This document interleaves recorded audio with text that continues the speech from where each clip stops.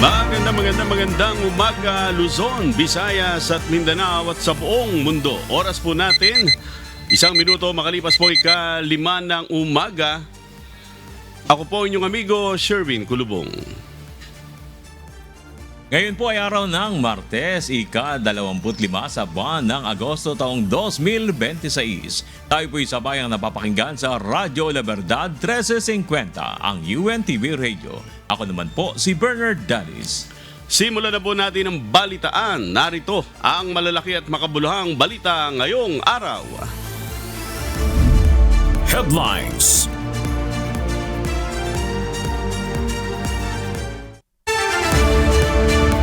National News.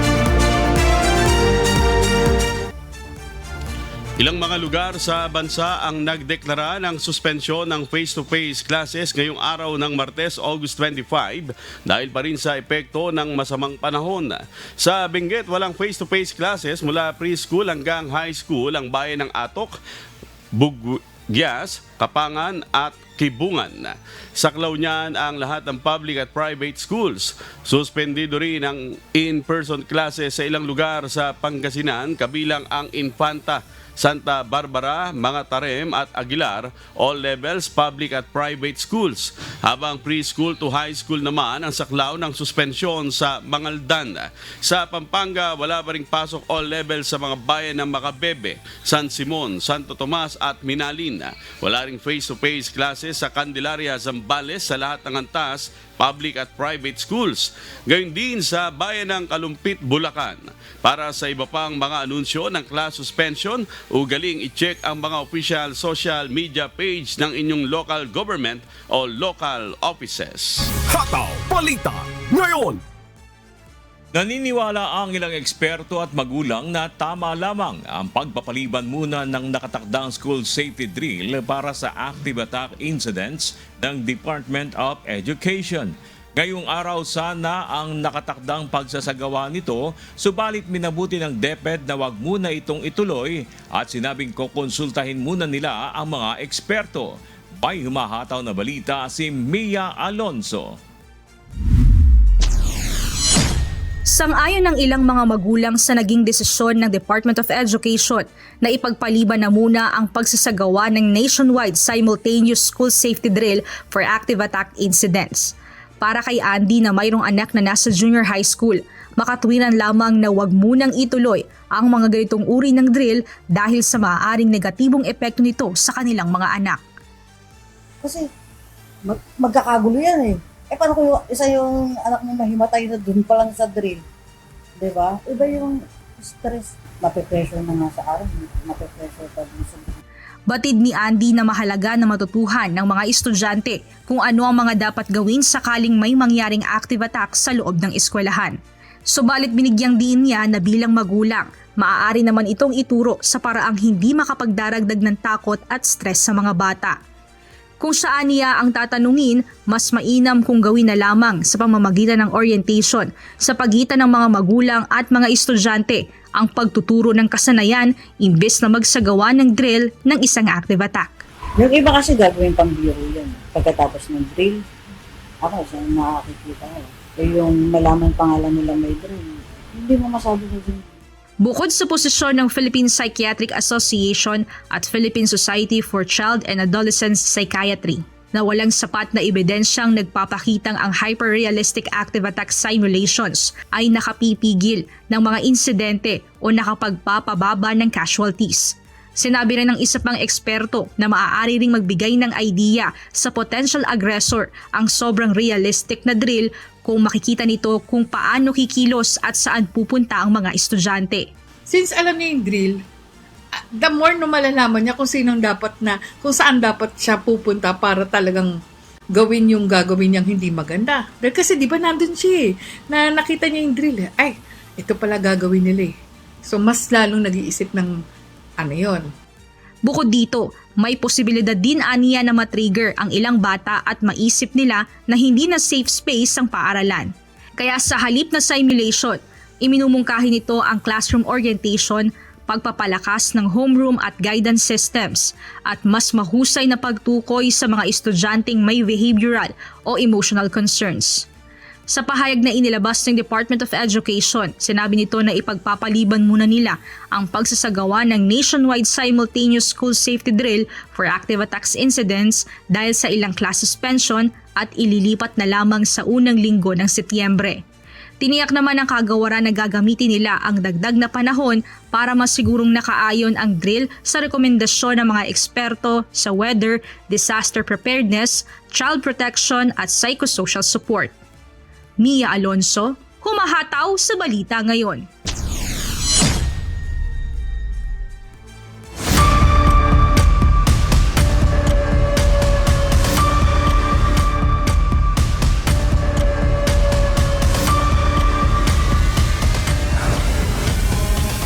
Vice President Sara Duterte, impeachment trial.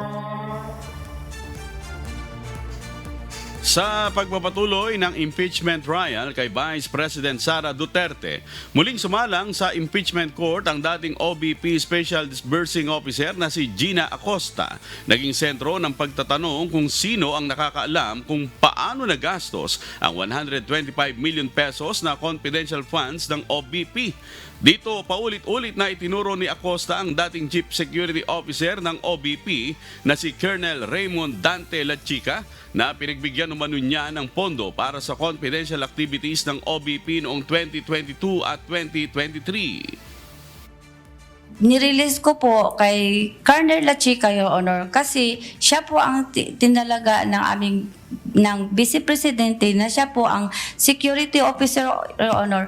Siya po ang may alam, siya po ang eksperto, Your Honor, sa pagpatupad ng mga project o program regarding sa operation ng confidential activities, Your Honor. Inamin din ng dating SDO na ibinigay niya kay Colonel Lachica ang pondo kahit hindi ito banded officer o sakop ng Fidelity Band. Ang Fidelity Band ay nagsisilbing proteksyon sa pera ng gobyerno at maaaring gamitin bilang kabayaran sakaling mawala ang pondong hawak ng isang accountable officer. Gayunman, sinabi ni Acosta na siya pa rin ang accountable officer dahil siya ang banded SDO at siya rin ang gumawa ng liquidation ng pondo. Sinabi natin yung rason ba't kailangan ng Fidelity Band para maprotektahan yung pera pinaghirapan ng taong bayan. Tanong, si Colonel Lachica ba na pinagbigyan mo ng 125 million pesos plus 375 million pesos or a whopping total of 500 million pesos?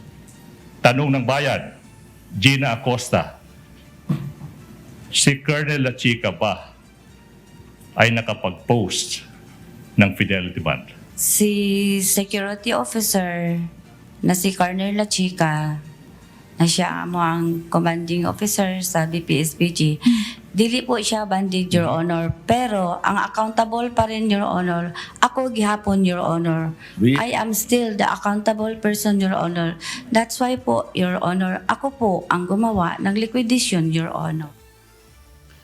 Iginit naman ng prosecution na ipinagbabawal sa umiiral na joint circular ang paglilipat ng confidential funds mula sa isang accountable officer patungo sa iba. Hataw Balita ngayon. Aminado si former OBP Special Disbursing Officer Gina Acosta na tiwala lamang sa mga dokumento at paliwanag ni Colonel Raymond Dante Lachica ang naging basehan niya sa paggamit ng confidential funds. Paliwanag ni Acosta, hindi niya personal na nasaksihan kung talagang naibigay ni Lachica ang pera sa mga individual na nakapangalan sa acknowledgement receipts. Wala rin umanong official receipts para sa ilang gastusin sa supplies, medical assistance at food aid dahil sensitibo at confidential umano ang mga transaksyon.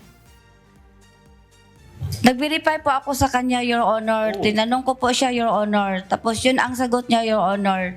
Ma'am Gina, yung mga dokumento na binigay ko sa iyo, yan po ang mga resibo na magpapatunay, Your Honor, na nagamit po ang pera ng confidential fund. At saka, Ma'am Gina, Wala po kayo. Those are sensitive matters, sensitive operation po, Ma'am Gina. Confidential po yun. Inamin ni Acosta na may ilang acknowledgement receipts na walang petsa o pangalan at pirma lamang ang nakalagay. Gayunman sinabi nitong umasa siya sa paliwanag nila Chika dahil ito ang itinalaga ni BP Sara na pagpatupad ng confidential activities ng OBP. Nag-verify po ako kay Security Officer Colonel La Chica, Your Honor. Yun po ang pamamaraan ko.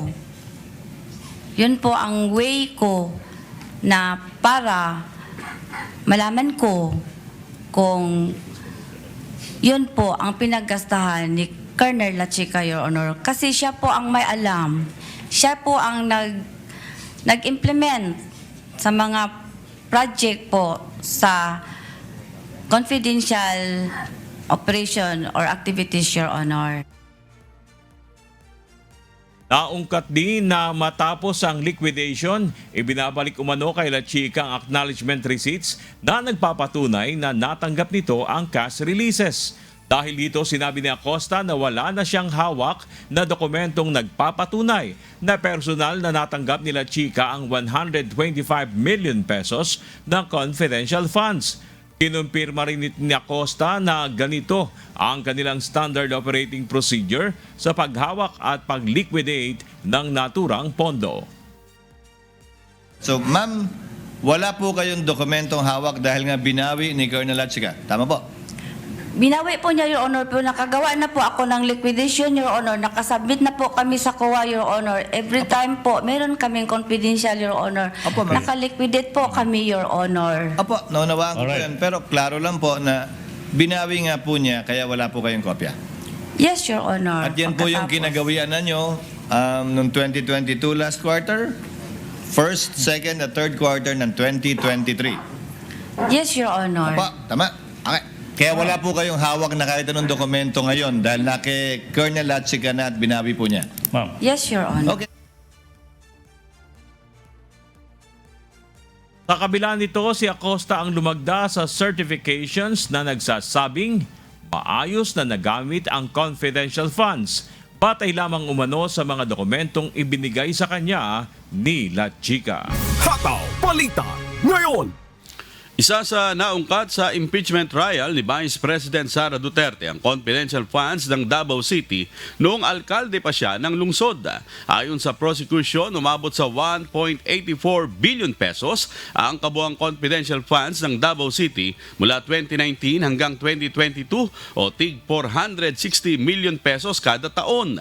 Ngunit sinabi ng dating Davao City at OBP Special Disbursing Officer na si Gina Acosta na hindi na niya matandaan ang mga naturang halaga. Kinwestiyon ito ng prosecution dahil naalala umano ni Acosta ang ibang detalye sa paghawak ng confidential funds ngunit hindi ang ilang partikular na halaga.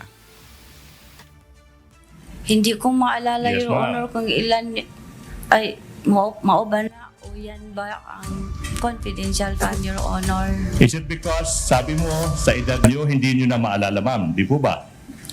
Contributor po ang edad ko, Your Honor. At, opo. Pero ma'am, kanina dire-diretso yung defense, tinatanong ka, nakatanggap ba ng audit observation memorandum? Natanggap ba ng notice of disallowance during your stint sa Davao City? Diretso, sabi mo, wala. Biglang naalala question, niyo. Your Honor. Wait. I'm testing the Kindly credibility allow of this. counsel to finish. Now, bigla mong naalala, 2018 to 2022. Alam niyo po ba yung tinatawag nating selective memory, ma'am? Do you know that? Naungkat din kung paano natantya ni Acosta na 4 na travel bags ang kailangan para dalhin ang 125 million pesos na confidential funds ng OBP kahit hindi pa umano niya ito nagawa noon. Inamin din ito na pareho ang naging proseso niya sa Davao City at OBP kung saan ibinibigay ang confidential funds sa ibang tao at binabawi ng recipient ang acknowledgement document matapos ang liquidation. Bago naging Special Disbursing Officer ng OBP, OBP. Nagsilbi rin si Acosta bilang SDO ng Davao City nung alkalde pa si Vice President Duterte. Hataw Balita ngayon.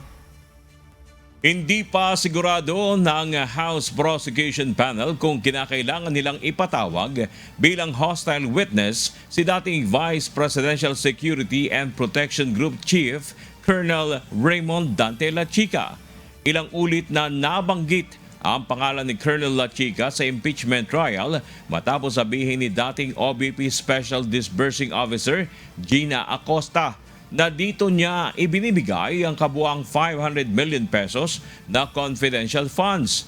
Ayon kay Acosta, iniutos umano ni Vice President Sara Duterte na i-release kay Lachica ang pondo mula huling quarter ng 2022 hanggang ikatlong quarter ng 2023. Gayunman sinabi ni prosecution spokesperson Benjamin Tolosa Jr. na may panganib sa pagpresenta ng hostile witness dahil maaring magsinungaling o tumangging sumagot ang testigo. Ayon naman kay House Prosecutor Joel Chua, last resort lamang ang pagkuha ng hostile witness at kailangan munang alamin kung sapat na ang kanilang mga naipresentang ebidensya.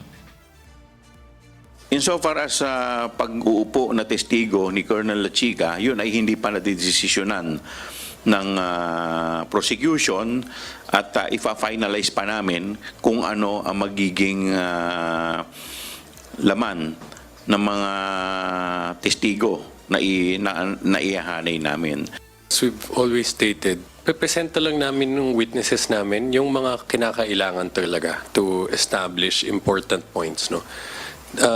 Lalong-lalo na kung hostile witness ang pinag-uusapan. You don't present an hostile witness unless it's absolutely necessary to hit your evidentiary targets. Nauna na ang tinanong ni Senator Judges Francis Escudero at Joel Villanueva kung balak ng prosekusyon na ipatawag sila Chica upang malinawan ang mga usapin sa confidential funds. Ilinaw naman ang prosekusyon na hindi nila isinasara ang posibilidad na ipatawag sila Chica sakaling makita nilang kailangan ang kanyang testimonya. Nasa listahan din umano ng mga testigo ng depensa sila Chica kaya maaari rin itong ipatawag ng kampo ni BP Duterte upang sagutin ang mga aligasyon sa impeachment trial. Hataw Balita ngayon. Nadagdagan pa ang mga hindi pangkaraniwang pangalan sa mga acknowledgement receipt ng confidential funds ng Office of the Vice President. Kabilang dito sina Antonio Pagong, Timon Andrew Pusa at Suniso P. Belat na nakasaad na nakatanggap umano ng tig 100,000 pesos. Nakalista rin sa mga resibo si Don Piang na nakatanggap umano ng 250,000 pesos habang tig 150,000 pesos naman kina May Pamana at Shane Ngitngit. Ngunit inamin ni dating OBP Special Disbursing Officer Gina Acosta na hindi niya personal na nakita si Colonel Raymond Dante Lachica na ibinigay ang pera sa mga naturang individual. Paliwanag ni Acosta, siya lamang ang nag-release ng confidential funds kay Lachica at wala siya sa lugar kung saan isinagawa ang mga confidential operations. Do you have personal knowledge? Sa Tagalog, nakita mo ba si Colonel Lachica na nagbigay ng 100,000 pesos in confidential funds sa isang Antonio Pagong? Yes or no? Nakita mo ba si Colonel Lachica nagbigay ng perang iyan, 100,000 pesos to Antonio Pagong? Nakita mo ba siya o hindi? Hindi ko siya nakita, Your Okay. Honor, kasi wala po ako doon sa ground. Siya po ang nag-implement, Your Honor. Naungkat din ang paggamit ng apelyidong lapid sa isa sa mga acknowledgement receipt, dahilan para questionin ni Senator Judge Lito Lapid kung totoong tao o alias lamang ang nakasaad na recipient. Meron din pong sinabi yung prosecutor na may dalawang lapid na nando doon. Papasalamat po ako kung totoong lapid yung kamag-anak ko po kasi. Sabi po kasi ng tatay ko, basta lapid kamag-anak ko. Kaya magpapasalamat po ako sa defense at kay Lachica kung nabigyan yung kamag-anak ko. Kung hindi, kung alias yun, paano yung Yung pangalan at apelido namin na inalyas nyo lang pala, hindi totoong tao. Your Honor, yung mga documents po na yan ay galing po sa security officer, Your Honor, na si Colonel Lachica, Your Honor, na itinalaga po ni Vice President, Your Honor. Kaya po ako, nag-rely po ako, Your Honor, sa kanya kasi meron po siyang office order, Your Honor, na siya ang security officer, Your Honor, at siya po ang mag-implement ng mga various confidential operation or activities, Your Honor. Hataw Balita ngayon. Tila naubos ang pasensya ng ilang senator judge sa paulit-ulit umanong sagot ni dating OVP Special Disbursing Officer Gina Acosta sa impeachment trial ni Vice President Sara Duterte. Sinita ni Senator Judge Panfilo Lacson si Acosta dahil hindi nito direktang masagot kung paano na-release at ginamit ang confidential funds. Napuna rin ng senador na kahit confidential activities ang paggagamitan ng mga biniling supplies, kailangan pa rin umano itong suportado ng official receipts at pirmado ng totoong tao. Nadismaya rin si Senator Judge Vicente Tito Soto nang muling banggitin ni Acosta na si Lachica ang itinalagang security officer at eksperto sa confidential operations. Maubos yung oras ko. Ulitin ang tanong ko, ano? Kasi kung ministerial, sabi ko nga kanina, opening na tanong ko, ikaw ang merong fiduciary responsibility. Kung ministerial ka lang, hindi mo ginagawa yung trabaho mo, delikado ka. Pero kung hindi, sabi mo kasi narinig ko yung sagot mo kay Attorney Ligutan, pag satisfied po ako, pipirma ako. So hindi ministerial, hindi ba? Gidiscuss po namin Your Honor, yung PAP, Your Honor. Hindi Tapos po na oras ko. Sige, maraming salamat. Wala akong makuha sagot sa iyo. So kaya niya yun, expertise niya 132 areas in 11 days. Siya lang mag-isa, si Colonel Lachica. Hindi ko yan masabi, Your Honor. Kasi ang alam ko lang, si Colonel Lachica po, ay siya po ang itinalaga na security officer, Your Honor, ng Office of the Vice President. Ay siya po ang aming commanding chief, Your Honor, for the BPSPG, Your Honor. Ay, para... Ayoko na marinig yung template, Mr. President. Thank you. Samantala, kinumpirma ni Acosta sa pagtatanong ni Senate President Sherwin Gatchalian na si VP Duterte mismo ang nag-utos na in-cash ang 125 million pesos at i-release ang pera kay Lachica.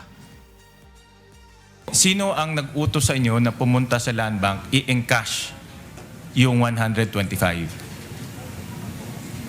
Si BP po, Your Honor, para makabigay ko po, mai-release ko po ang pera na yon kay security officer, Your Honor. So si VP Sara nag-instruct sa inyo na pumunta sa Land Bank i-encash yung 125? Ang sabi po niya sa akin, Your Honor, pag ma-encash ko ang pera, Your Honor, i-release ko po sa security officer, Your Honor, na... Siya rin ba nag-utos sa inyo pumunta sa Land Bank?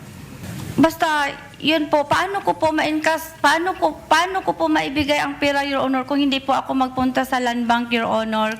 Paano ko po ibigay ang cash doon sa security officer, Your Honor, na sinabi ni Ma'am BP na pag ma-encash ko, ibigay ko sa kanya, kung hindi po ako magpunta sa bangko, Your Honor?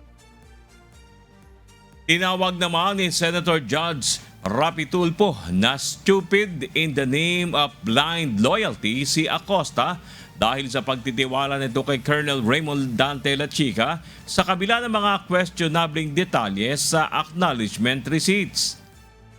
So for me, in this case, you're stupid in the name of blind loyalty. Ano po yun? Naging stupido kayo sa ngalan ng isang tinatawag na blind loyalty. Nakapikit kung ano yung sinasabi sa iyo ng nakakataas, sinusunod mo na lang. Stupido ka pa rin, pero in the name of blind loyalty. Would you agree? Dili ko maintindihan, Your Honor. I'm sorry. Hataw Balita ngayon. Hindi sangayon ng defense team ni Vice President Sara Duterte sa ilang terminong ginamit ng prosekusyon para ilarawan ang confidential funds ng bise.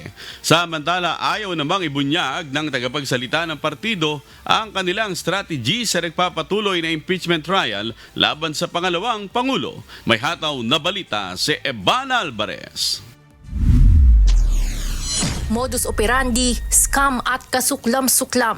Ilan yan sa mga terminong ginamit ni Private Prosecutor Amando Ligutan sa paglalarawan sa umano'y maanumalyang paggamit ng confidential funds ni Vice President Sara Duterte. Isa sa mga alegasyong ginagamit ngayon ng prosekusyon para tuluyang mapatalsik sa pwesto ang bise. Modus operandi nyo, ibibigay yung pera sa isang security officer, hindi banded, tsaka babawiin, sinasabi mo, ng pinagbigyan ng pera ang acknowledgement receipt. Ma'am, Po. hindi ba ito isang scam o tahasang panlililang sa pera ng kababayan? Hindi po ba kasuklam-suklam, labis-labis in English, unconscionable and extravagant, as mentioned in the circular, for the office of the Vice President to spend 16 million pesos in 11 days or a total of 1.4 million pesos. Tutol ang kampo ni Vice President Sara Duterte sa paggamit ng mga ganitong termino. Pinasalamatan naman ni Defense Spokesperson Attorney Michael Powa si Presiding Officer Senator Judge Francis Escudero sa pagsang-ayon na hindi marapat ang mga ganitong salita sa impeachment court. Rason kung bakit na-strike off the record ang mga ganitong salita sa impeachment trial kahapon. Dahil pag sinabing modus, may insinuation kasi yun no, na baka ma-mislead ang publiko. But nonetheless, we, of course, different styles for different lawyers. Ayon kay Attorney Powa, sa ngayon wala silang ibang kapangyarihan kundi mag-object o tutulan ang mga ganitong salitang binibitawan ng prosekusyon, lalo na at nasa mga ito pa ang bola sa pagpipresenta ng ebidensya. You'll have to wait for when we present our evidence in chief para makita ng taong bayan kung ano pa talaga yung nangyari sa pondong ito. Isa sa mga testigong kapwa inilista ng depensa at prosekusyon ay ang nagpapakilalang bagman umano ni VP Sara na si Ramil Madriaga.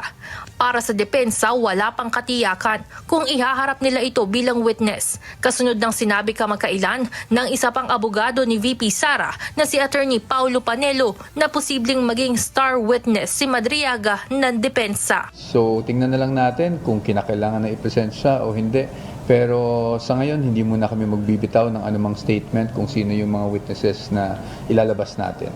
Para sa kampo, hanggat maaari, ayaw nilang isapubliko ang mga estratehiya nila bilang defense team ng pangalawang Pangulo. Kaya naman maging ang tanong kung ihaharap ba nilang testigo ang dating Chief Security Officer na si Colonel Raymond Dante Lachica na itinuturo ni Gina Acosta na may alam umano kung paano nagastos ang 125 million pesos na confidential funds ng OVP. Hindi rin muna sinagot ni Attorney Powa. Maging patient lang tayo para naman intayin natin yung turn naman ng defense, no? Na kami naman ang maglabas ng aming evidence in chief o mga ebidensya. Samantala, kontento rin ang partido sa kanilang maikling cross-examination kay Acosta kahapon. Ayon kay Powa, wala namang bago sa mga testimonya nito mula pa noong humarap sa House Committee on Public Government and Accountability. Kung may smoking gun man sa mga testimonya ni Acosta, gaya ng tingin ng prosekusyon, para sa depensa, sa huli, nasa impeachment court pa rin ang pasya kung paano ituturing ang testigo. Evan Alvarez, humahataw sa Balita Ngayon. Nagpaalala ang defense team ni Vice President Sara Duterte sa publiko na maging mapanuri sa mga impormasyong nakikita online. Ito ay matapos muling umugong ang ilang balitang idinadawit si BP Duterte sa mga pangyayaring wala naman umanong katotohanan. May humahataw na balita si Evan Alvarez. Itinanggi ng defense team spokesperson ni Vice President Sara Duterte ang kumakalat na balita na humingi umano ang pangalawang Pangulo ng private meeting kay President Ferdinand Marcos Jr. Ayon kay Attorney Michael Powa, tagapagsalita para sa defense team ng impeachment trial ng bise, naitanong niya ito kay VP Sara matapos niyang mabasa mismo sa social media. So sabi ko, baka matanong ng media, gusto ko na rin sagutin na lang, at kung pwede, sagutin ko na lang na fake news. And she confirmed na walang ganong pangyayari or walang ganong plano.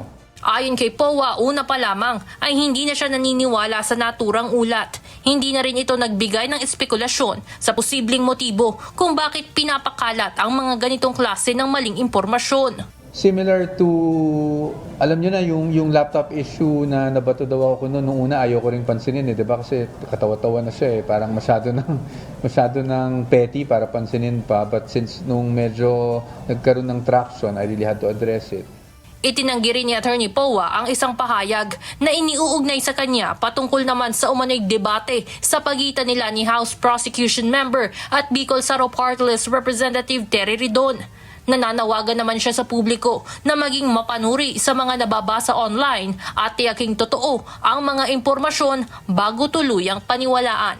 Gusto ko lang sabihin, dapat mas maging mapagmatsyag tayo sa mga nababasa natin sa SOCMED, try to find out kung legitimate yung sources, diba?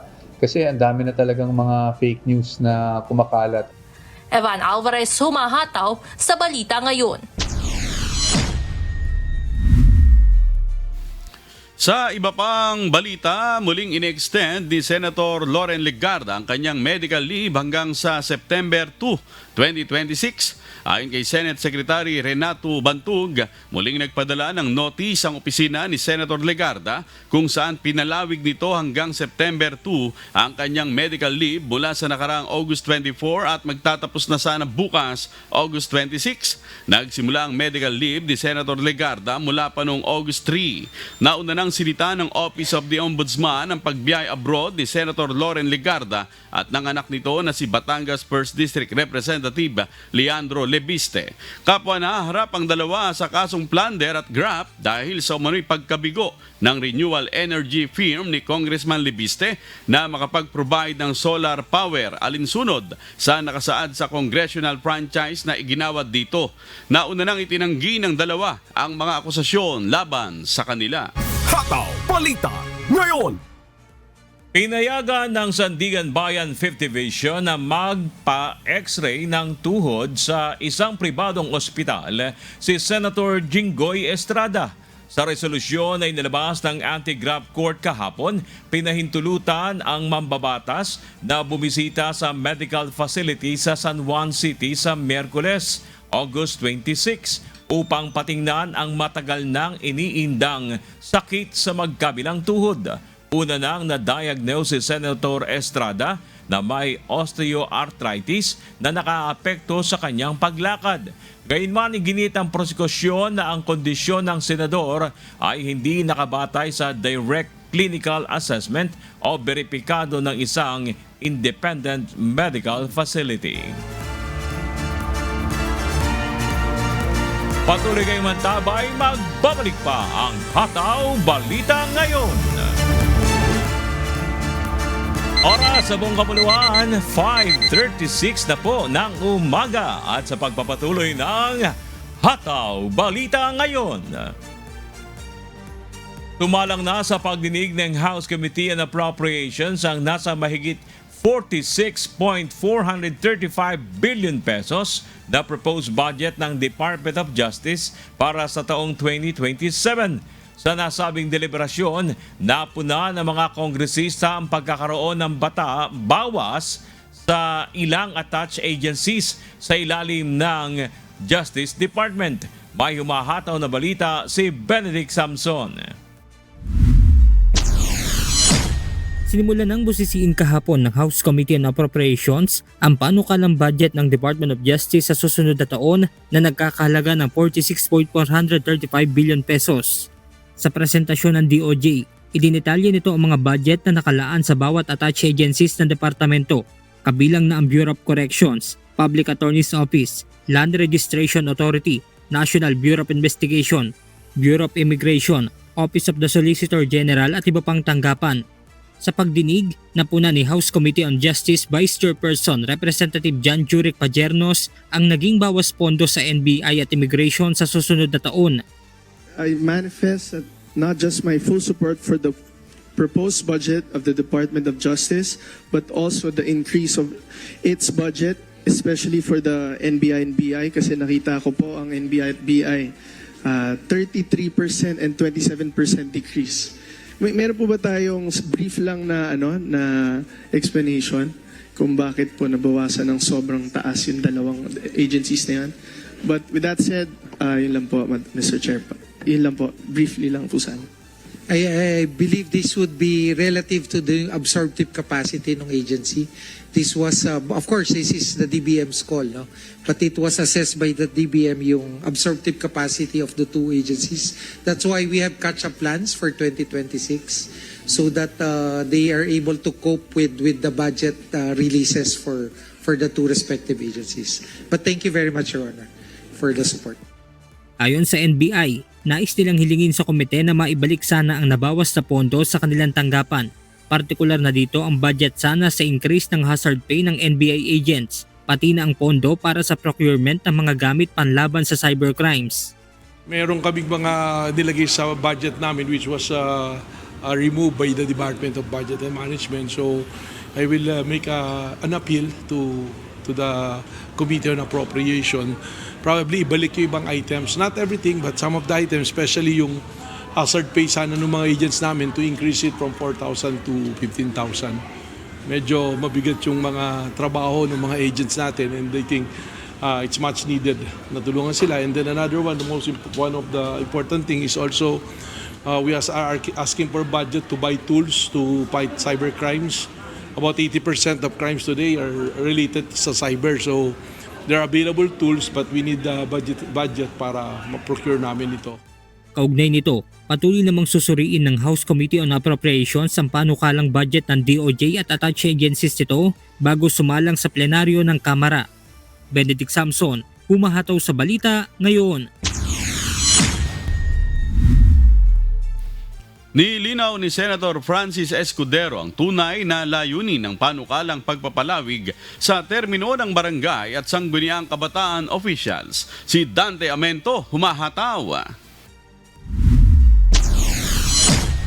Hindi term extension o pagpapalawig ng termino ang hangad ng Senate Bill No. 2387 na naglalayong gawing 5 taon ang termino ng mga barangay at sangguniang kabataan official. Ayon kay Senator Francis Cheese Escudero na siyang may akda ng panukalang batas, ang pagtatakda ng fixed term sa mga naturang opisyal ay inaasahang magre-resulta sa definite cycle ng halalan. Nakikita rin anya na sa ganitong paraan ay maiiwasan ang paulit-ulit na pagpapaliban ng BSKE. My bill does not extend, my bill fixes. So we're not extending, we're fixing. Kapwa-pabor ang Department of the Interior and Local Government at NAMFREL sa planong gawing 5 taon ang termino ng barangay at SK officials mula sa kasalukuyang 4 na taon. Our initial position, Mr. Chair, we are supporting the proposed measures po. I think 5 years is enough because you also have to consider also the other terms of the local government officials who has a fixed 3-year term. Nakatakda namang maglabas ang Senado ng committee report ngayong linggo upang matalakay na ang panukala sa plenaryo at mapagdebatehan. Kung maisa sa batas, ang susunod na regular na BSKE ay gaganapin sa Nobyembre 2028 na susundan ng halalan tuwing 5 taon. Dante Amento, humahataw sa balita ngayon. At para sa mga balita sa iba't ibang panig ng mundo, narito ang ating global correspondent na si James Bond Tuyan mula sa Maryland, USA. Good morning, Global News.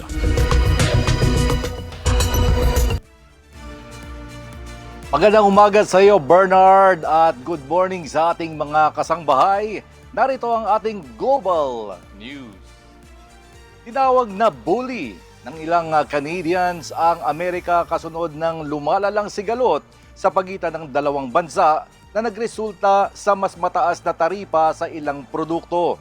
Dahil dito, inaasahang tataas ang presyo ng ilang pangunahing produkto na ini-import ng dalawang bansa na tiyak na makakaapekto sa maraming negosyo at consumers. May hataw na balita si Noel Poliarco. Inaasahan ng Estados Unidos na matindi ang magiging epekto sa Canada ng lumalalang trade war sa pagitan ng dalawang magkalapit na bansa. Ayon kay US Transportation Secretary Sean Duffy, mas malaki ang pakinabang ng Canada sa pakikipagkalakalan sa Amerika kumpara sa nakukuhang benepisyo ng US mula sa Canada. Tinawag pa ni Duffy na foolish kung iisipin ng Ottawa na kaya nitong manalo sa trade war laban sa Washington. Tinatayang nasa 70% ng Canadian exports ang napupunta sa United States. Epektibo na ang bagong 50% tariff ng Amerika sa humigit kumulang $20 billion na halaga ng Canadian goods o nasa 5.5% ng kabuuang exports ng Canada patungong US. Kabilang sa mga apektadong produkto ang paper products, plywood, alcoholic beverages at ilang dairy products gaya ng gatas, keso at butter. Posibleng ipasa ng mga negosyo sa consumers ang karagdagang gastos mula sa mas mataas na tariffs, lalo na kung mahirap humanap ng mas murang alternative suppliers. Nag-ugat ang bagong tariffs sa pagbagsak ng trade negotiations ng dalawang bansa noong Biyernes. Kapwa sinisisi ng Washington at Ottawa ang isa't isa sa kabiguang makabuo ng kasunduan. Ayon kay US Trade Representatives Jamieson Greer, malapit na sana sa isang deal ang dalawang panig pero humingi pa umano ng karagdagang konsesyon ang Canada.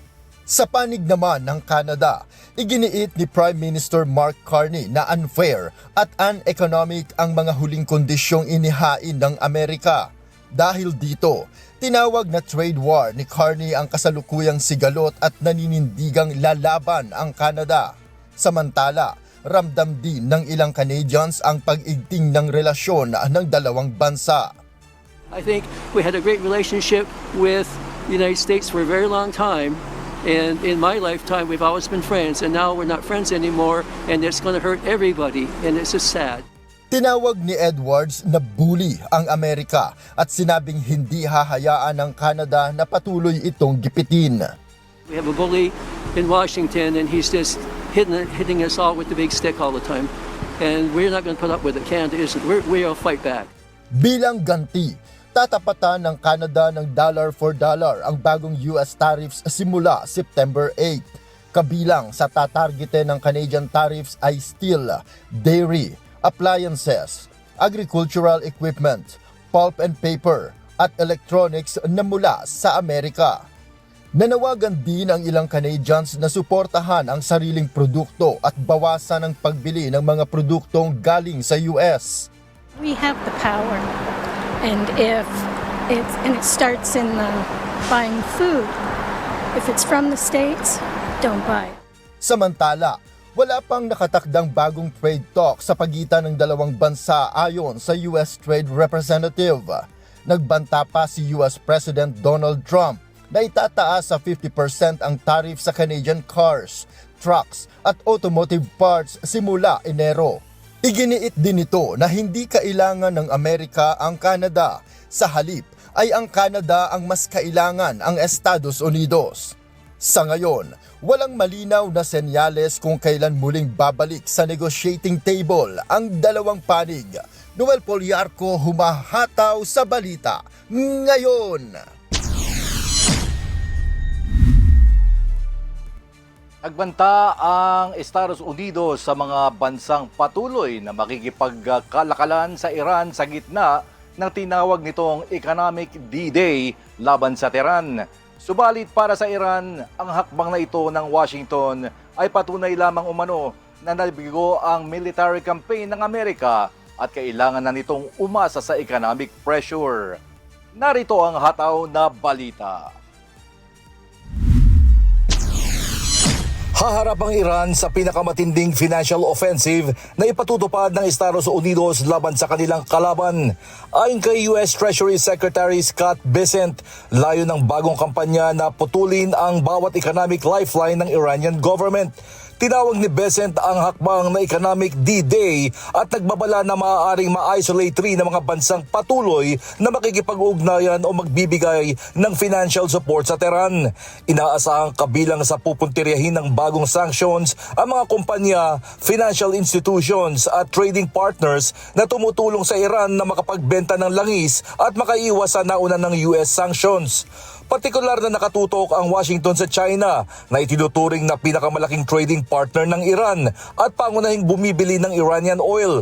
Sa kabila ng bagong banta, tinawag naman ng Iran ang US economic campaign bilang isang pag-amin ng pagkatalo. Ayon kay Iranian Deputy Foreign Minister Kazim Garibabadi, hindi umano magtugma ang pahayag ng Amerika na nasira na nito ang military at nuclear capabilities ng Iran kung kailangan pa nitong ilunsad ang tinawag na pinakamalaking financial invasion sa kasaysayan. Para sa Tehran, kung talagang nagtagumpay na ang military campaign ng United States, hindi na sana kailangan pakilusin pa ang halos lahat ng economic tools ng Washington laban sa Iran. Kasabay nito, nagbabala rin ng Iran sa mga bansang makikiisa sa US sanctions na maaaring humarap ang mga ito sa sarili nitong mga parusa. Samantala, patuloy na bumabagsak ang ekonomiya ng Iran habang umabot sa record low ang halaga ng Iranian currency laban sa US dollar at patuloy ang pagtaas ng presyo ng mga pangunahing bilihin. Pinalala pa ito ng US naval blockade sa Iranian ports at ng malalaking pagbagsak ng oil exports ng Tehran mula na magsimula ang digmaan. Gayunman, hindi pa rin bumibitaw ang Iran sa Strait of Hormuz. Nagbabala ang bagong Persian Gulf Strait Authority ng Iran sa 45 tankers na nilabag umano ang mga panuntunan nito sa pagdaan sa waterway at maaaring pagmultahin, i-detain o kumpiskahin ang kargamento ng mga ito. Samantala sa Iran, nagkakaroon na ng mga diskusyon kung ipagpapatuloy ang paninindigan laban sa Amerika o babalik na sa negosasyon. Nauna nang sinabi ni Iranian President Masoud Pezeshkian na hindi maaari magpatuloy habang buhay ang digmaan at kailangang humanap ng paraan para tapusin ito habang nasa posisyon pa umano ng lakas ang Tehran. Ganito rin ang tono ni Iranian Parliament Speaker Mohammad Bagher Ghalibaf na nagsabing kahit gaano kalakas ang military capability ng Iran, hindi ito sapat kung patuloy namang nahihirapan ang mga mamamayan at humihina ang ekonomiya. Gayunman, hindi ito naniniwala sa mga banta ng Amerika at iginiit na wala ito sa posisyon para magpatupad ng economic pressure sa Iran dahil maging ang Amerika ay nakakaranas ng problema sa ekonomiya nito. Dagdag pa ni Ghalibaf, ipinaabot na rin umano ng mga trading partner ng Iran na hindi nila seryosong isasaalang-alang ang mga pahayag at banta ng Washington. Sa ngayon, patuloy ang diplomatic efforts ng Pakistan, Oman, Qatar at Egypt upang muling maibalik sa negotiating table ang Washington at Tehran. Ngunit habang wala pang bagong kasunduan, nananatiling nakaamba ang mas matinding economic war sa Iran at ang posibleng pagganti nito sa mga bansang makikiisa sa pressure campaign ng United States. James Bontuyan, humahataw sa balita ngayon.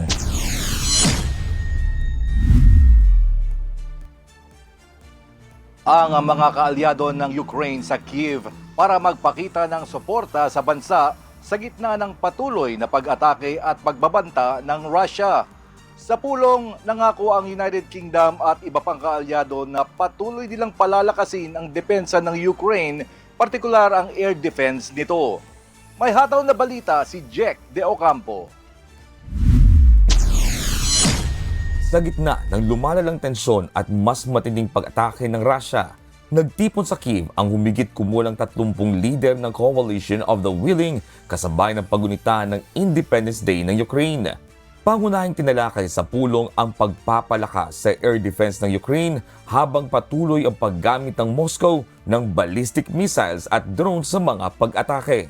Kabilang sa mga dumalo si British Prime Minister Andy Burnham na nasa kaniyang kauna-unahang biyahe sa ibang bansa mula nang maupo sa pwesto.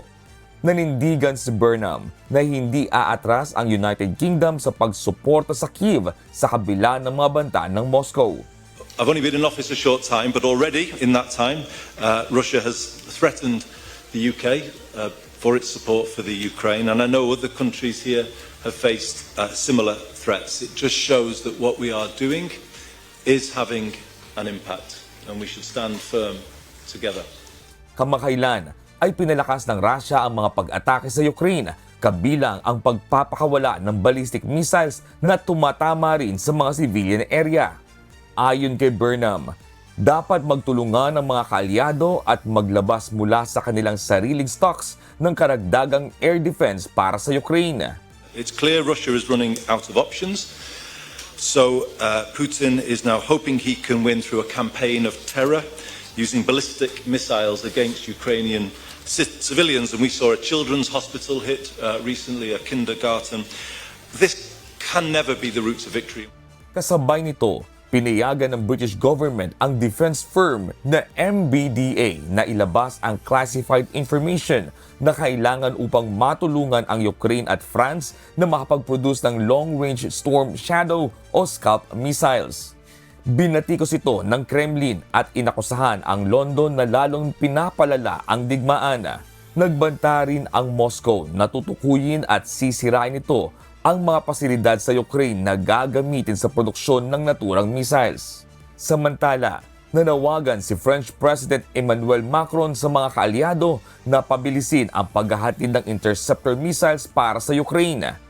The last weeks were very clear about the fact that we have to accelerate the delivery of interceptors, and we had this coalition, the Freya coalition, and the Integrated Anti-Ballistic Missile Coalition launched the 13th of July. Naglabas din ang European Union ng karagdagang 6.1 billion euros na military aid para sa Ukraine na layong palakasin ang air defense nito. Malaki ang pangangailangan ng Kiev sa karagdagang Patriot interceptor missiles na pangunahing panlaban sa ballistic missiles ng Russia. Ayon kay Ukrainian President Volodymyr Zelensky, malaki ang ibinaba ng supply ng Patriot missiles sa Ukraine habang patuloy namang dumarami ang pag-atake ng Russia. Sinabi ni Zelensky na kailangan ng Ukraine ng hindi bababa sa 300 Patriot interceptors para sa paparating na winter season. Russia continues its attacks and ballistic missiles. Yesterday we spoke about it with details. Today we will continue, and so we need to make sure that the winter package of air defense will be in Ukraine, and we need winter package of Patriot missiles. Nagbabala rin si Macron na posibleng palawakin pa ng Russia ang provokasyon laban sa mga European at NATO countries upang pigilan ang mga ito sa pagsuporta sa Ukraine. Sa kabila nito, nanindigan ang Coalition of the Willing na ipagpapatuloy nila ang military at economic support sa Kiev at palalakasin ang pressure laban sa Moscow. Para naman kay Burnham, dapat magsimula ang anumang negosasyon mula sa kasalukuyang line of contact at hindi dapat mapunta sa Russia ang teritoryong hindi nito nakuha sa battlefield. Jack De Ocampo, humahataw sa balita ngayon. Ako ang Japan na magbibigay ng kinakailangang suporta kay International Criminal Court President Tomoko Akane matapos siyang patawan ng sanctions ng United States. Si Akane ang kauna-unahang Japanese national na namuno sa ICC. Nakasahan ng US ang ICC na panghihimasok sa soberanya ng mga bansa dahilan ng pagpapataw ng sanctions kay Akane. Binatikos naman ng ilang international human rights groups ang umano'y mahinang tugon ng Japan sa hakbang ng Washington. Iniit ng Japanese government na patuloy nitong sinusuportahan ang ICC at ang pagsusulong nito sa rule of law. Hataw Balita ngayon! Nagdulot ng malawakang pagbaha at landslide ang bagyong Nara sa northern Vietnam at southern China dahil sa malalakas na pag-ulan. Sa China, mahigit 50,000 ang kinailangang ilikas habang lumampas sa warning levels ang tubig sa 15 ilog. Isa naman ang nasawi at mahigit 4,000 ang lumikas sa northern Vietnam.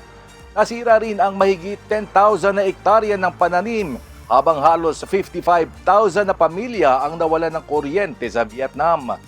Inaasahan pa ang malalakas na pag-ulan sa ilang bahagi ng China hanggang sa Miyerkules. Hataw Balita ngayon! At yan po mga kababayan ang mga balita mula sa iba't ibang panig ng mundo. Mula dito sa Maryland, USA, ako si James Bontuyan. Magandang araw po sa ating lahat. Maraming salamat, James Bontuyan. Patuloy po kayong mantabay, magbabalik pa ang Hataw Balita ngayon. Oras, 6:00 na po ng umaga at sa pagpapatuloy ng Hataw Balita ngayon. Abiso po sa mga motorista, panibagong dagdag presyo ang ipatutupad ngayong araw ng mga kumpanya ng langis August 25. Batay po sa anunsyo ng Department of Energy, tataas ng 2 pesos and 31 centavos ang kada litro ng diesel, habang 1 peso and 8 centavos naman ang madaragdag sa presyo ng kada litro ng gasolina at increase na 95 centavos sa kada litro ng kerosene. Ang panibagong oil price hike ay bunsod pa rin ng pabago-bagong galaw sa presyo ng langis sa international market. Hataw Balita ngayon. Aalisin sa pwesto ng Land Transportation Office ang mga sangkot sa pagrerehistro ng smuggled supercar ng aktor na si Derek Ramsey. Samantala, nagbabala naman ang Bureau of Customs laban sa mga nagpupuslit ng sasakyan sa bansa. Si Asher Cadapan Jr. humahataw. Kinumpirma ng Land Transportation Office o LTO at Bureau of Customs o BOC na smuggled vehicle ang supercar na nakarehistro sa pangalan ng aktor na si Derek Ramsey. Ayon kay LTO Chief Assistant Secretary Marcos Lacanilao, iimbestigahan nila kung paano nairehistro ang smuggled na sasakyan sa ahensya. Batay sa investigasyon ng LTO, unang nairehistro sa kanila ang naturang supercar noong unang quarter ng 2022 ng dating may-ari nito bago mapunta kay Derek Ramsey. May mananagot po na empleyado ng LTO, siguradong may matatanggal po dito at makakasuhan.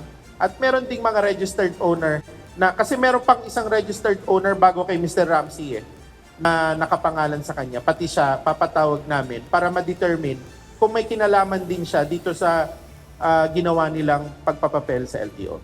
Samantala, inihayag naman ng BOC na ang naturang supercar ay misdeclared o idiniklara ng mga smuggler na mas mababa ang klase. Ito ay upang pababain ang halaga ng sasakyan kung saan mas maliit din ang buwis na kailangan nitong bayaran sa pamahalaan. Bunsod nito, maglalabas ang BOC ng Warrant of Seizure and Detention na isang proseso kung saan magiging pagmamay-ari na ito ng gobyerno. Kasunod nito, sinabi ni BOC Commissioner Ariel Nepomuceno na sasailalim pa rin sa investigasyon ang kasalukuyan at dating may-ari ng sasakyan. Kung may maipapakita anyang dokumento o mga ito na sila ay biktima lang din sa issue, sunod nang hahabuli ng BOC ang nagbenta sa kanila ng sasakyan. Dagdag pa ng BOC Chief, kakasuhan ng smuggling ang mga sangkot sa pagbebenta ng naturang supercar, partikular na ang seller, importer, shipper, consignee at customs broker. Lahat ng mga sangkot dito ng mga kumpanya at doon sa iba't iba pang mga naging controversial na mga sasakyan, pinapapost, ang tawag doon, post clearance audit ko na sila. Diba? In the absence ng task force, kaya nga may formal kaming kasunduan with LTO, sa kanila kami humingi ng tulong, yung mga nasa kalye na, kapag nakita nila kung pwedeng i-report din sa amin, imbestigahan namin. Meanwhile, ang kayang gawin ng BOC, yung post-clearance audit. Lahat na ng mga nag-import, lalong-lalo na yung tinatawag na nasa gray market, pinapa-audit ko na yun. Nagpahayag na si Derek Ramsey na handa siyang magbigay ng mga hawak niyang dokumento o anumang impormasyon sa naturang supercar at sinigurong makikipagtulungan siya sa investigasyon ng mga otoridad. Asher Cadapan Jr. humahataw sa balita ngayon.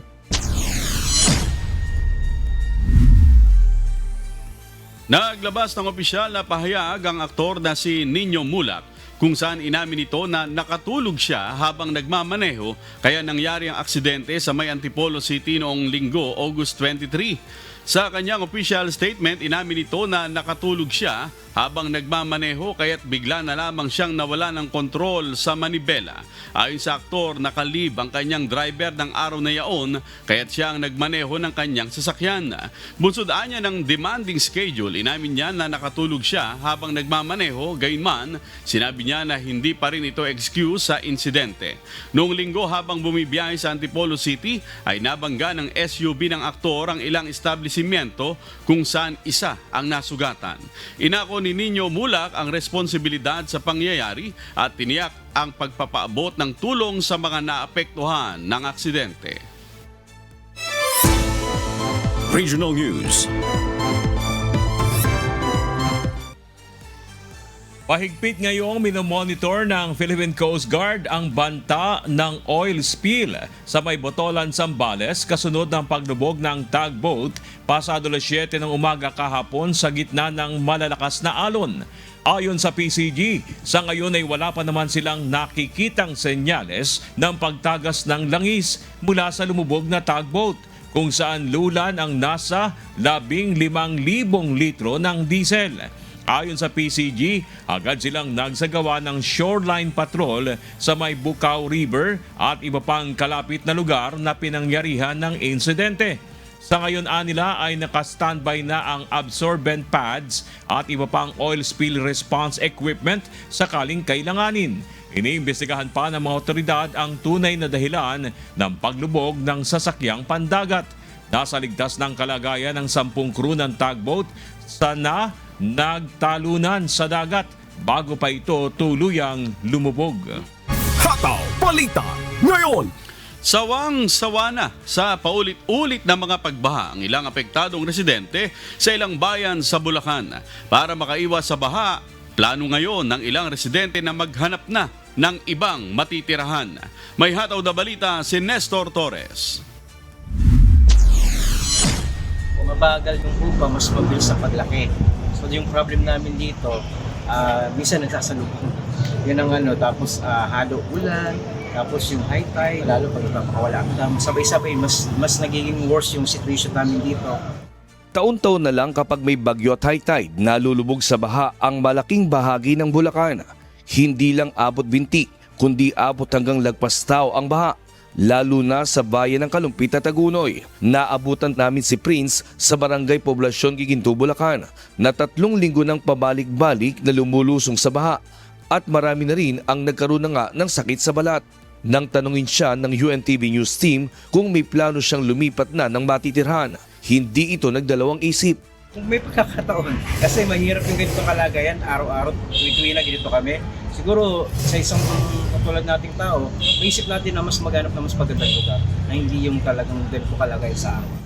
Humupa na rin ang baha sa ilang barangay ng Balagtas, Giginto, Marilao at Malolos at nakapaglinis na rin ang bahay ang iba at ang iba naman ay balik-hanap buhay na. Si Catherine Balaba naman, bagamat nasa bahay nila, may plano na uling lumikas dahil sa banta ng papalapit na super typhoon na inaasang magpapalakas ng habagat na nagdadala ng mga pag-ulan. Ngayon po, umupa na. Pero hindi pa rin po kami makapaglinis masyado kasi tulad ngayon may paparating na naman bagyo. Kaya sure na babahain na naman kami. Ayun po, ano na naman kami. Baka po likas na naman kami. Samantala, sa Barangay San Juan, Balagtas naman, nagrereklamo ngayon ang mga presidente ng Homeowners Association ng San Rafael Subdivision dahil sa epekto ng ginawang flood control ng DPWH sa kanilang lugar. Bukod sa putol ito at hindi tapos, ay mababa pa ang pagkakagawa nito dahilan kaya binabaha ang kanilang subdivision. Simpleng high tide lang po ito talaga, walang ulan, walang pakawalan dam. Ayan, makita nyo ebidensya, may mga tubig ang pumasok dito. Talaga hindi inventong kutsero to. Ayun, hanggang doon, putol, lahat yan. Nakakabisit po. Sobrang baba, putol-putol. Tinutulungan natin ay mababa to. Ito yung pumapasok na yung tubig baha doon sa loob ng pamamahay namin hanggang sa kalsada na yan. So, yun ang maging problema namin. Kung matataasan to, at itutulad to doon sa kabila to na mataas ang dike, siguro kahit pa paano makaka-recover kami ng baha. Samantala, umaasa naman ang mga residente sa binabaang lugar na mabibigyan ng pansin ng Department of Public Works and Highway na maayos na ang mga putol at sirang dike sa balagtas, kasabay nito ang pagkakaroon din ng pabahay sa mga residente na apektado ng baha sa Bulacan. Nestor Torres, humahataw sa balita ngayon. Kinumpirma ng Bureau of Fisheries and Aquatic Resources o BIFAR na kontrolado na ang sitwasyon sa Baguio Public Market kasunod ng ulat kaugnay ng poisonous crab na naibenta sa nasabing pamilihan. Kahapon nag-inspeksyon ang ahensya upang magbigay ng paalala at tiyaking ligtas ang mga seafood na ibinebenta sa palengke. Si Gladys Tuabi, humahataw.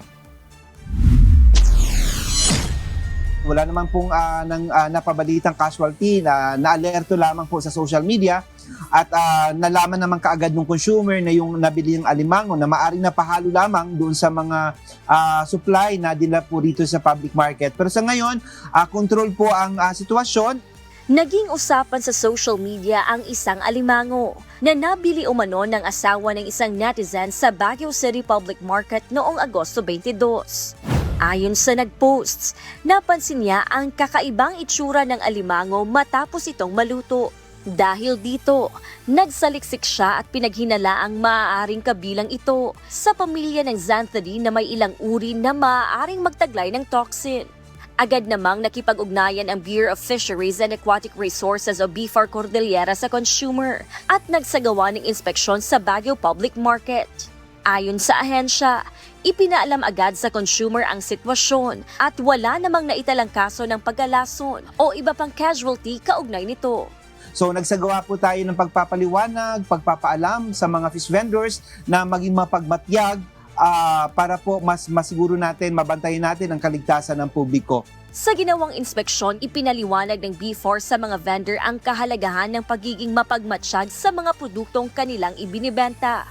Kailangang matiyak na ligtas ang mga produktong dagat bago ito maibenta sa mga mamimili. Ayon sa BIFAR, posibleng aksidenteng naisama lamang ang nasabing alimango sa mga supply nang dalhin ito sa public market. Pagtitiyak naman ng ahensya, wala silang nakitang iba pang seafood products sa palengke na hindi dapat makonsumo ng publiko. Pinayuhan naman ang mga mamimili na maging maingat at suriing mabuti ang mga produktong dagat na kanilang binibili bago ito ihanda at ikonsumo. Gladys Tuabi, humahataw sa balita ngayon.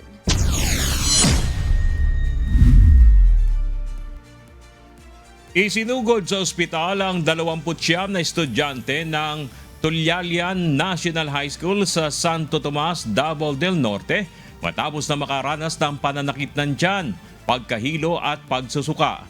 Batay sa investigasyon ng mga otoridad, hinihinalang bleaching powder umano at hindi asukal ang posibleng naihalo sa paghahanda ng binignit at gulaman na kinain at ininom ng mga estudyante. Agad namang nakipag-ugnayan ang pamunuan ng eskwelahan sa mga magulang ng mga bata. Dinala na ang mga ito sa Rural Health Unit ng Santo Tomas para sa gamutan at ibayong pagsusuri. Weather News.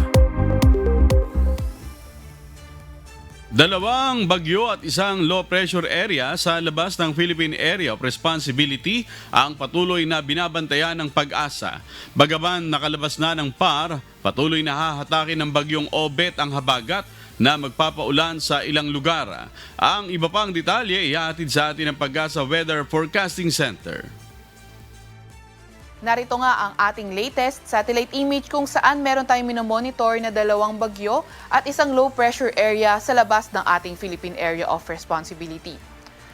Ito ngang si Bagyong Obet na minomonitor natin kahapon ay lumabas na ng ating Philippine Area of Responsibility kagabi ng 9:30 p.m. And as of 3 a.m., ito ay huling namataan na nasa may layong 1,180 kilometers east northeast na extreme northern Luzon. Nagtataglay ng lakas na hangin na 150 km per hour malapit sa sentro at bugso na abot sa 185 km per hour. Kumikilos sa direksyong west-northwest sa bilis na 25 km per hour. At inaasahan nga natin, nakikilos nga itong dating bagyong Obet na may international name na Saudel dito sa may hilaga ng ating Philippine Area of Responsibility. At sa pagkilos nga niya sa ating hilaga ay posibleng makahatak pa ito ng southwest monsoon o habagat.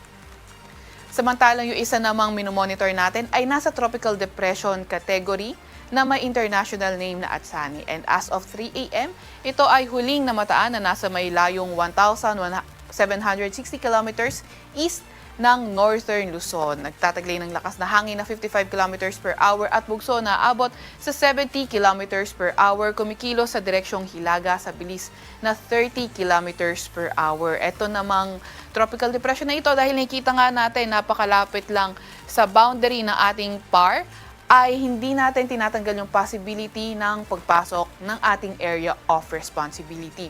Samantalo, isa naman nating minomonitor na low pressure area, ayan yung dating si Neneng. And as of 3 a.m., nasa may layong 670 kilometers northwest ng Itbayat, Batanes.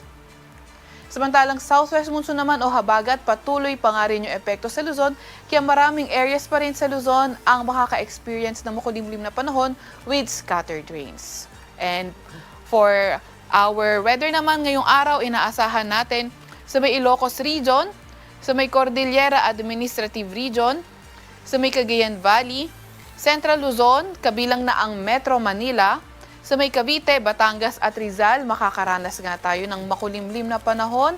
May mga posibleng kalat-kalat na pag-ulan, pagkidlat at pagkulog. And then, posible nga higher chance or mas malakas na mga pag-ulan sa kanlurang bahagi ng Central at Northern Luzon. Yung mga kasamahan naman natin sa Regional Services Division patuloy na maglalabas ng mga heavy rainfall warning, rainfall advisory o hindi kaya thunderstorm advisory kung kinakailangan. At para naman sa nalalabing bahagi ng Luzon, asahan nga natin yung partly cloudy to cloudy skies, may mga tsansa ng mga localized thunderstorms. Sa mga susunod na araw, asahan nga natin na patuloy pa nga rin yung epekto ng southwest monsoon sa malaking bahagi ng Luzon, and by around August 29 ay posibleng mas humina na yung epekto ng habagat sa ating bansa. Pero since 3 to 5 days pa yan, may posibilidad pa rin itong magbago, kaya patuloy tayong mag-antabay sa mga ilalabas na update ng Pag-asa. Agwat naman ang temperatura ngayong araw sa Metro Manila ay 26 to 31 degrees Celsius. 25 to 32 degrees Celsius naman sa May Tuguegarao. Agwat naman ang temperatura sa Puerto Princesa at Calayan Islands ay 25 to 32 degrees Celsius. Para naman sa lagi ng panahon sa Visayas at Mindanao, ito yung mga areas na hindi affected ng southwest monsoon. So asahan nga natin yung partly cloudy to cloudy skies condition at mga tsansa ng thunderstorm. So itong mga areas na ito, posible nga rin makaranas ng mainit at malinsangang panahon pa rin morning until tanghali, and pagdating ng hapon, mataas ang tsansa ng mga thunderstorms. Sagwat ng temperatura sa Iloilo, Cebu at Tacloban ay 26 to 34 degrees Celsius. Sa Cagayan naman at Zamboanga ay 25 to 34 degrees Celsius. Sa Davao ay 26 to 34 degrees Celsius. So, posible nga magpatuloy yung ganito klaseng panahon in the next 3 to 5 days, pero kailangan pa rin natin mag-antabay sa mga update ng Pag-asa sa mga possibility of changes. Meron pa rin tayong nilalabas na weather advisory. Ito ay updated kanina alas 5 ng umaga kung saan 50 to 100 mm ng mga pag-ulan ay posible sa Pangasinan, Benguet at La Union ngayong araw. Bukas naman, mas marami yung areas under 50 to 100 mm of rain. Yan ay sa mga lugar ng La Union, Benguet, Pangasinan, Zambales, pati na nga rin sa May Bataan. At pagdating nga, tinasahan nga naman natin ngayon na wala pa rin naman tayong gale warning sa kahit na anong dagat baybayin ng ating bansa. At napanood po natin ang update mula kay Pag-asa Weather Specialist Veronica Torres. Tandaan, sa bawat araw na ating nasisilayan, tayo magpasalamat sa Diyos na may lalang. Sports News.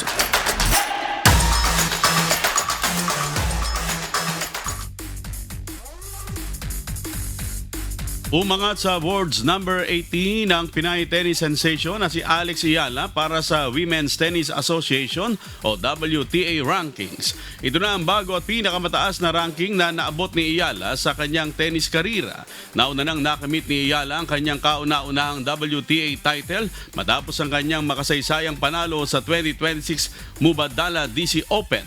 Sa kanyang Instagram story, binahagi ni Alex ang kanyang proud moment kung saan nakasaad ang captions na turned 18 twice in this lifetime.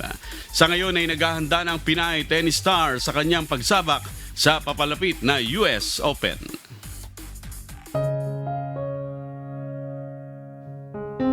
At sa aming ibabahaging mga salita ng Diyos na ating sandigan, mula sa aklat ng Mateo Kapitulo 5, talatang 42 na nagsasabi, bigyan mo ang sa iyo'y humihingi at huwag mong talikdan ang sa iyo'y nangungutang.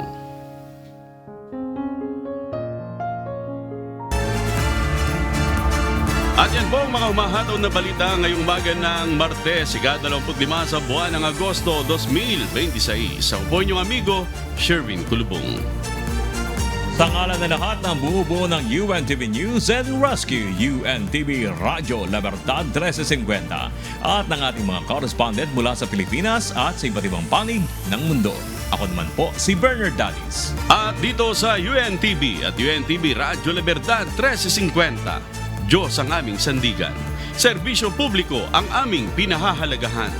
Susunod na po ang serbisyong MCGI sa Good Morning Kuya. Salamat po sa Diyos at magandang umaga.